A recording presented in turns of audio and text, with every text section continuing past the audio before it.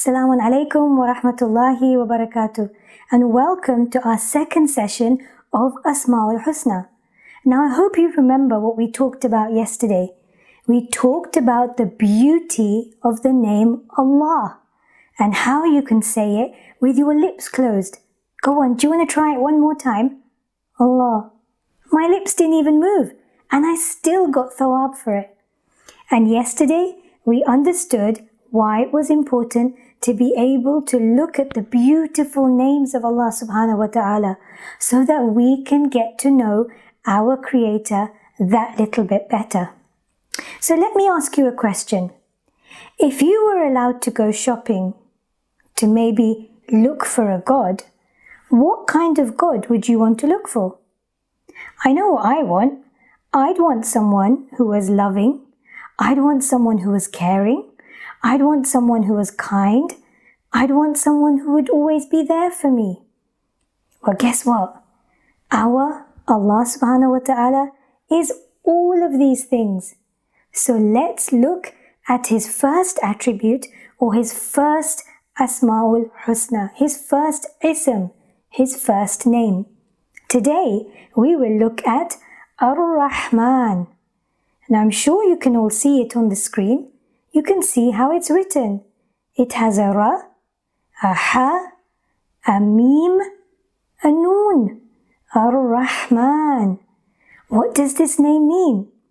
It means the one who is compassionate, the one who shows compassion, who is full of love and full of kindness. Aren't we so lucky to have a God that's full of love and full of kindness? I want you to think of the name Ar-Rahman like the sun. The sun that shines on everything and everyone without anyone even asking for it. It shines on the Muslims, on the non-Muslims, on the animals, on the plants, on everyone. We don't even ask for the sun to come out and it still comes out to shine on us. Think of Ar-Rahman as that sun. And this name is like a big hug from Allah subhanahu wa ta'ala. When you're feeling down or when you're feeling sad and you just want someone to comfort you, run into the arms of Allah and feel that tight hug of Ar-Rahman. He is there for us and He loves us 70 times more than our parents do. That's a lot of love.